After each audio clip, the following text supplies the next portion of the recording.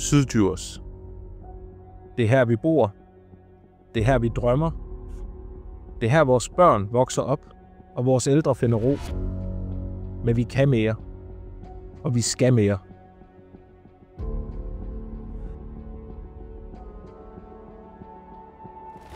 Jeg ser familier, der kæmper. Og jeg ser børn, der fortjener bedre rammer, stærkere fællesskaber og lysere muligheder. Og jeg nægter at acceptere, at hverdagen skal være en kamp. Jeg vil kæmpe for familierne, for trygheden og for fremtiden.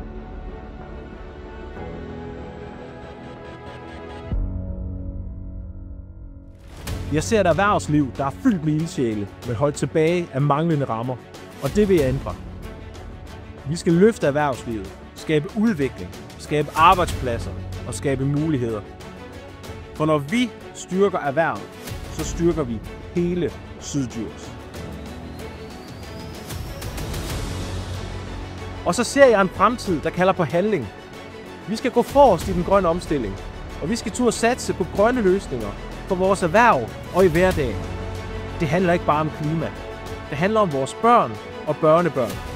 Og vi skal give dem et Syddjurs, der er stærkere og grønnere end det, vi fik. Og til vores ældre, de, der har bygget alt, hvad vi står på. I fortjener respekt. I fortjener værdighed.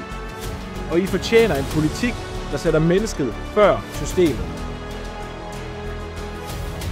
Jeg stiller op som borgmesterkandidat i Syddjurs. For en stærkere familiepolitik, for et erhvervsliv, der tør tænke stort og grønt, for et ældrepolitik med hjerte og nærhed, og for et visionært lederskab, der viser retning og samler os alle. Og sammen kan vi, sammen vil vi, og sammen skaber vi et stærkere, grønnere og stoltere Syddjurs.